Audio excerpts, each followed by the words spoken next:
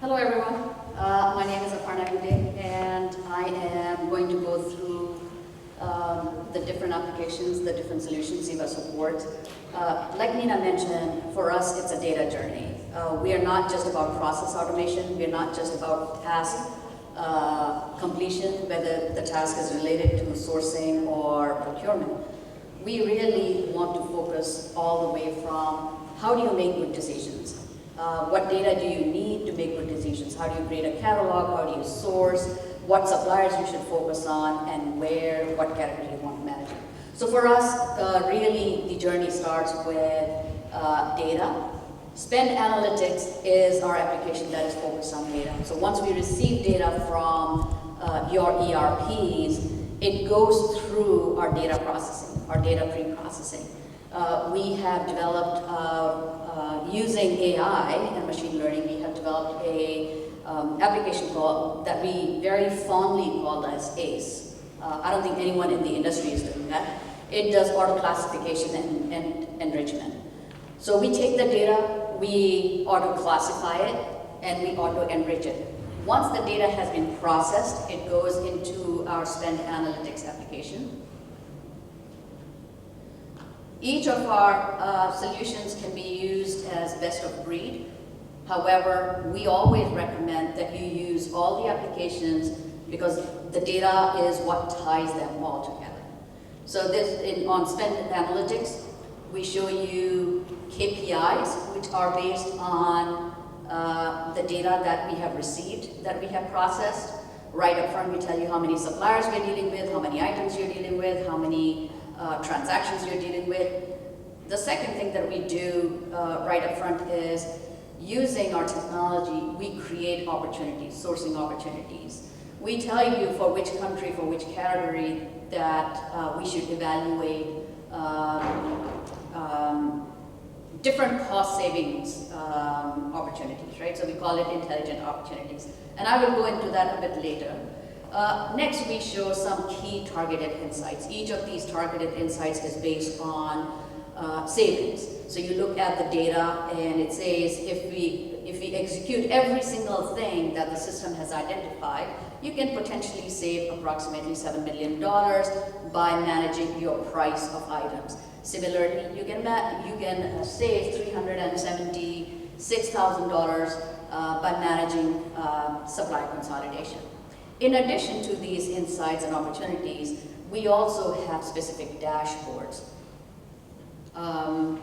that focus on different aspects of your spend. So category management is extremely popular, as most of you would know. We have a dashboard which is focused very specifically on looking at the data from your ERP for each category. Overall, Spend Analytics supports more than 100 insights. As you can see, category dashboard, item dashboard, payment terms, each of these looks at one specific aspect. Now, once we have identified some saving opportunities, we also have a page where we allow our users to focus on project managing opportunities, creating a wave plan. Each of these opportunities are either system generated, which are identified by X, or users can manually create the opportunities as well. We identify what are the spend amount, user estimated savings amount, and there's a whole other metadata for each opportunity. From within Spend Analytics, each of these opportunities can directly be sent to our sourcing application. Data can be downloaded, or if you are using a third-party sourcing application, you can download the data, upload it, and if you're not using a third-party application, obviously we recommend that you use Xeeva's. The data can be sent directly to sourcing from within. Within sourcing, I'm going to switch to sourcing. Just to take a minute too with the cards that you saw with the intelligent opportunities, it starts with the data, and with the data, as Aparna pointed out, it's a wave plan. But the AI actually identifies the biggest savings categories. And when you're thinking about setting up a 12-month plan, You can easily, because again, there's a labor shortage, right? You need to use technology to supplement people, and you need to use organizations like Inside Plum to supplement as well. But the technology is there where it identifies it. It tells you which ones have the greatest savings opportunities, the ones that if you consolidate suppliers, if you have the biggest spend, if from a freight cost perspective you're buying that item more frequently, you can take all the data, because we have all the spend data, and as Aparna walks through sourcing, it flips all that data to sourcing. You don't have to normalize it. It's already been categorized. It's already been enriched from our database. We already know which suppliers from a profile perspective are ESG, DEI compliant. If you're looking for a minority supplier, all of that's already built within the application. So there's nothing you need to do once we do it, and then it takes you to sourcing. May I? Please. I wanted to understand what's the basis of classifications of the categories. So let's say you receive the data and you have your own algorithms based on AI and ML. On what basis you do? Because an organization 1 can say pen is an office utility, whereas organization 2 say pen can be an office supplies, organization 3 can say it's a station. Great question. So Xeeva we have developed our unique taxonomy model. We use UNSPSC criteria and NAICS code. Using these two criteria, we classify every single item to a Xeeva taxonomy. Now, as you mentioned, most organizations have their own unique taxonomies, or either they're industry specific or they could be company specific. Once we have taken your data and mapped it to Xeeva standard, which is based on an industry UNSPSC and NAICS combination, we can easily map it to your company's taxonomy, whether it's industry-based or not. So our model says every data, every single item that we receive, right? Every single supplier that we have, every single item that we have received is mapped to a Xeeva standard. And using this standard, we map it to your specific taxonomy. The reason we map it is because the AI learns. So it provides a standard across all the data sets. So when we talk about the network effect, it's one, and it can learn very quickly. So you create a mapping sets between so my organization purchasing taxonomy versus what Xeeva has standard, and I can analyze my data in my way. Of course, yeah, so you would always see the data in your view, yes. So you can reflect it back into ERP, you can communicate it accordingly. The added benefit of industry standard is when we are comparing your data with others in the same industry or others in procurement space, right? We can compare apple to apple. So it's exact same item from your company and a company B. We know exactly what's going on because we have mapped it to an industry standard. Based on that, you can give me a suggestions of the supplier. Absolutely, that's the basis of a price variance, right? So we're not looking at your data, but we're saying, hey, so and so in this space is paying far less than what you are paying. That's where our AI learning comes in. We look at, and even as part of a sourcing application, we even suggest suppliers that you should be talking to. That's part of in sourcing application, what we called as supplier discovery. So, any other questions? Okay. So what I have pulled up right now is a sourcing application. So all the data that, opportunities that we create, the savings opportunities or supplier consolidation opportunities, or even spot buy to contract opportunities, whatever opportunity we created in spend analytics has come into sourcing application. In sourcing, we can manage any type of an event. It could be an auction, bid, it could be RFPs, RFQs, and whatnot. And what I'm showing here is just an opportunity, but as I mentioned, it can be any type of an event. Once you go into an event, very much like most e-sourcing applications, you can identify, you can provide different data such as what's going to be the opportunity name, how much you expect to save. We even provide, to your point, taxonomy mapping, how we are mapping, how you're mapping. We suggest suppliers, right? We mentioned about supplier discovery. So our application looks at your incumbent suppliers. We obviously highlight the incumbent suppliers that will meet these opportunities. In addition to that, we also provide Xeeva recommended suppliers because we are getting supplier data from many different organizations. And within Xeeva, we have 2 large databases of items and suppliers. We call them the item universe and the supplier universe. And the whole part of these universe is we take items, we enrich them, we classify them based on, again, a Xeeva standard as well as your industry standard. We monitor the price trends. A lot of our people, a lot of our customers want enriched descriptions to go in their catalog, but because the ERP data is poor, we provide enriched data, whether it's a long description or short description, whatever the case may be. So we have one item universe that tracks all items. The second universe is called supplier universe, where we track all kinds of suppliers, right? Again, suppliers are, we track a lot of details about each of the suppliers, their financial risk, the ESG information, which a lot of people are asking right these days, the diversity information, the financial risk, we track their certifications and whatnot. And based on their industry specialization, what NAICS then match to, we even suggest what suppliers would meet a particular opportunity. So based on all of that, our users can decide which suppliers do they want to reach out to, which suppliers do they want to invite for the RFQ process, right? That's the other unique part. Everyone works with Amazon Business, right? So we're one of 3 companies that has a punch out with Amazon Business, but we have our own marketplace. And it's free for any global supplier to sign up. In India, for instance, we have Indosono. They work with all of the larger ones. We have over 700,000.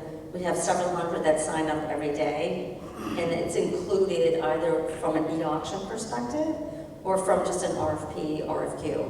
And if you have suppliers that you want to invite, you can do it as well. And there's not this 13% charge. One of the other things that we do during management of an opportunity is we allow you to create a business case. So when you get RFQ responses from suppliers, the application will show how the different suppliers responded to your quote, and the system allows you to pick how you want to designate, how do you want to award to different suppliers, right?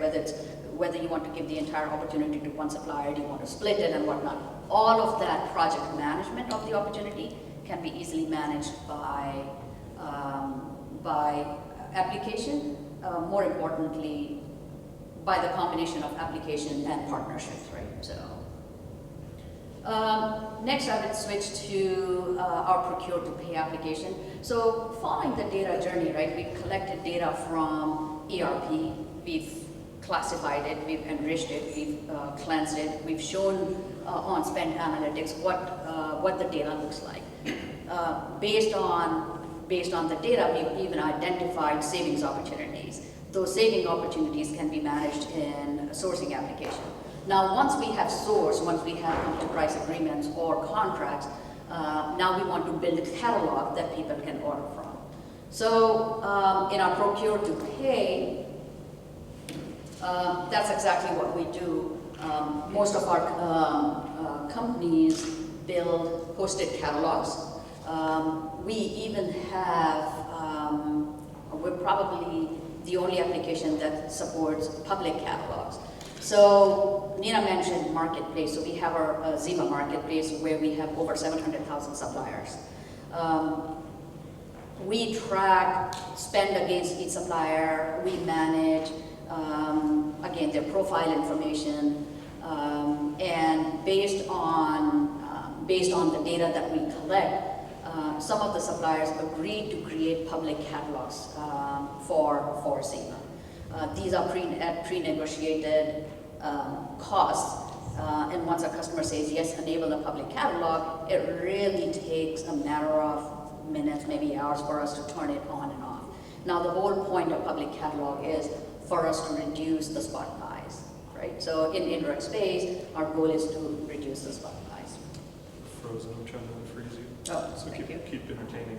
I'll work on it. Any other questions while we are waiting on P2P? Yeah, Sure. when you talk about once you collect the data to provide a suggestion on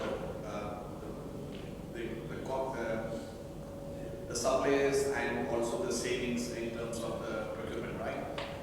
But the pricing is based on different, a CAF price or BFOB price.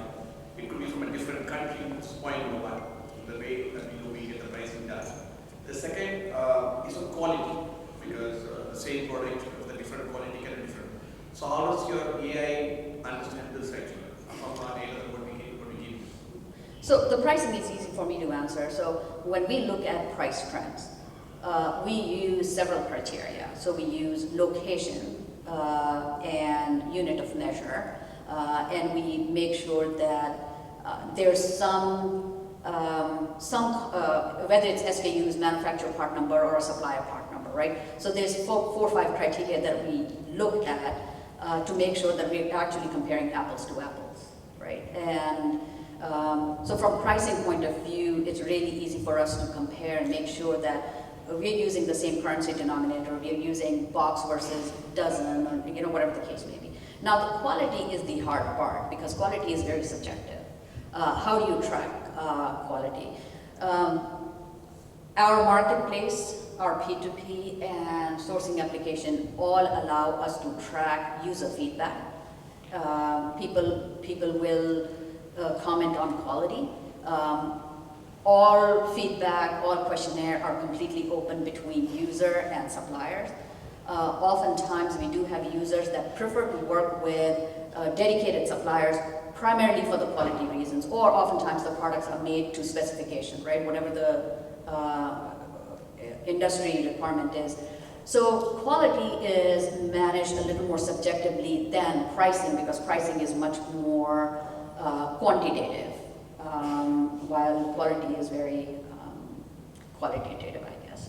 So, And the procurement platform is deployed in 45 countries. So from a currency perspective, unit of measure, it's all normalized. Same with the benchmarking from a data perspective. And we're building out more scorecarding using third-party databases, but also our database as well. yeah, and we're talking about benchmarking, right? So we use a lot of third-party data, like commodity pricing data that we built into it for pricing analysis and suggestions.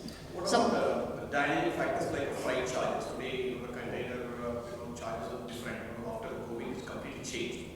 How do you track it? Because today, for me, that's most important when I take it from particularly across the border, manage the country.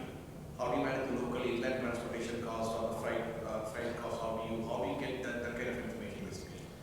And let me answer that. So with the AI, there's data that we collect from you as well, From your invoices. And so the AI scrapes that information. We look at your freight costs. It's one of our insights. And then we put in a benchmarking factor, because we've got, like I said, it's a network effect. And we tell you if you're above or below. And the AI looks at how frequently you buy it globally. So if there's an item that you buy, I always use the example of Costco. Costco's margin is very thin, but Costco is very good at buying bulk. So it looks at how often you buy it, it looks at what your current freight cost is, it looks at the benchmark, and then it provides you information back for you to make impactful decisions. So what I tell people is, this isn't a magic bullet. We don't know your business as well as you do. What the AI does is it speeds it all up. We build in the algorithms, but our goal here is, at your level, is to provide you enough information so you can ask those questions. The more data you send Xeeva, the more the AI learns. But it's going to give you the insights to start very, very quickly. And that's what you need, because no human can do it faster than technology can. We all know that, even though we believe that using Excel, even Googling it, everything from a digital transformation, Milan talks about it. Speaking to so many CPOs, it's a 5-year plan. They get up on stage, they talk about $5 million. I'm like, who's got $5 million to deploy right now, right? Nobody. So when you think about digital transformation, if we can use technology and AI to give you insight so you can make your business decisions. You can do the right sourcing. You can find new partners. You can go ahead and find new suppliers, and then you can, from a procurement platform perspective, we can get our platform up in 6 weeks. If you can go ahead and drive compliance from a contractual standpoint, you're going to save money based upon your baseline. And it's all about the baseline component. So digital transformation, that from what we built, just speeds up everything a human can do. But we're not going to make the decisions for you. You have to make the decisions on your own. We also have built in, and Aparna will go through it in a minute, but we've also built in, from an insight perspective, intelligent alerts that you will receive. So if we see anomalies in your data throughout the refresh process, because it's not a one-time, right? Everyone says it's, spend analytics isn't important. It's so important because it's not just a BI tool. It's really looking at your data.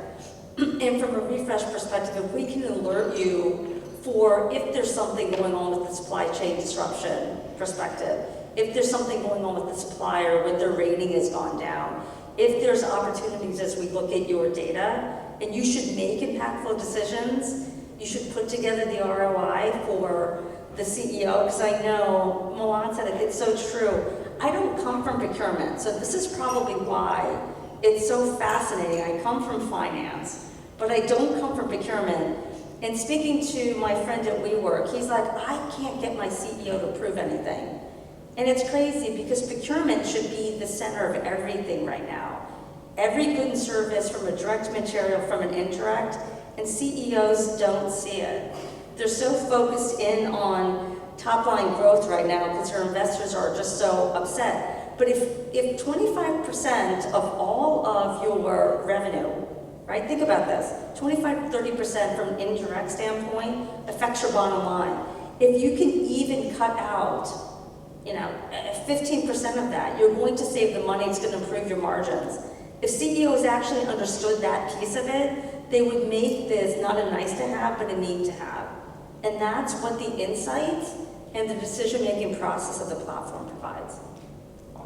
And the AI can, spot trends, spot anomalies, spot opportunities much more accurately and in a very timely manner than any human being can. No matter how good you may be at pivoting or spreadsheet management, but just the massive volumes of data that we are seeing. People talk about big data. I don't know where else big data resides other than in procurement, right? You may have a little bit in fintech, a little bit in healthcare, but really it's in procurement where you have dozens of ERP systems. I'm not sure, some of you mentioned it took more than a year for ERP to come up, right? Are you dealing with one ERP system or multiple? Majority of our customers have at least 3 to 5 ERP systems. And each of these ERP systems is looking at the exact same items in 5 different ways. And unless you can bring them all consistent, there's no way to compare. There's no way to glean any kind of analysis out of it, right? So that's what we do. So I think from a time check perspective, let's turn it over to Chad. And we'll be around. If there's any other questions, please, stop by. Any other questions? Can I switch screens real quick? How does the system take care of the price validity for a particular item?